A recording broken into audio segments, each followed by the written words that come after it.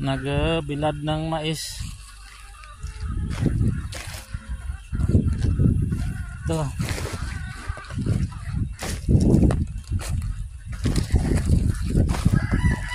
Ito na yung narbis niya. Tuloy pa rin narbis niya doon.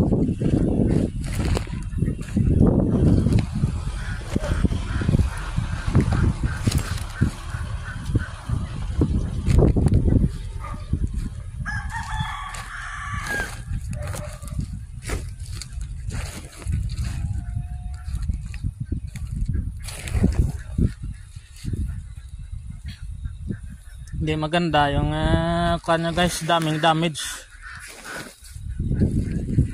So okay na rin to. Isang sawala.